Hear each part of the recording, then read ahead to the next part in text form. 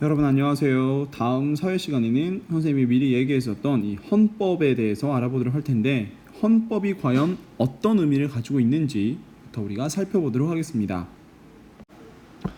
먼저 여러분, 헌법은 어떤 법이냐라고 이야기를 하면, 이것은 국민의 자유와 권리를 보장하기 위한, 그렇게 하기 위해서 만들어진 법입니다. 또한 이 국민이 인간다운 생활, 인간다운 생활을 보장하기 위해서 만들어진 법이에요. 즉 인권과 매우 관련이 깊겠죠. 지금부터 좀 더 자세하게 살펴보도록 하겠습니다. 자, 한 문장씩 살펴볼게요.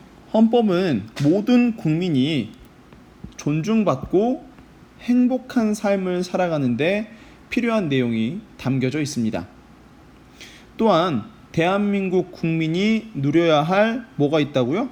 네, 권리가 있으면 그걸 지켜야 할 의무도 있는데, 이 권리와 의무가 같이 제시가 되어 있습니다.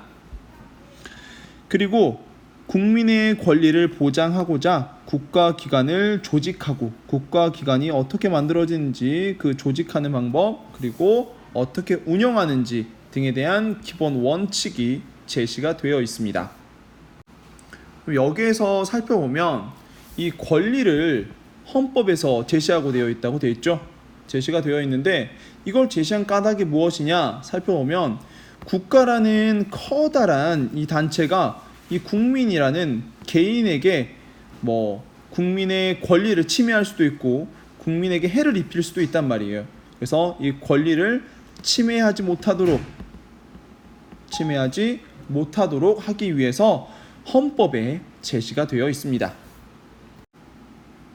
헌법을 바탕으로 해서 여러 가지 법들이 만들어지고, 헌법이 가장 기본에 있기 때문에 그 법들은 헌법을 벗어나거나 어긋나서는 절대 안 됩니다.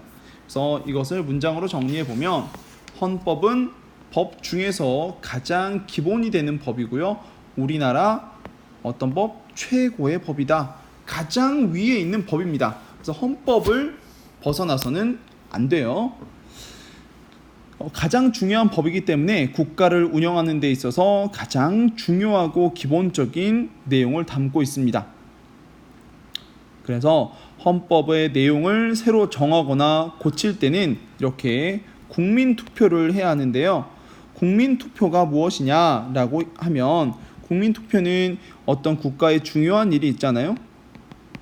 네, 중요한 일이 있으면 국민이 최종적으로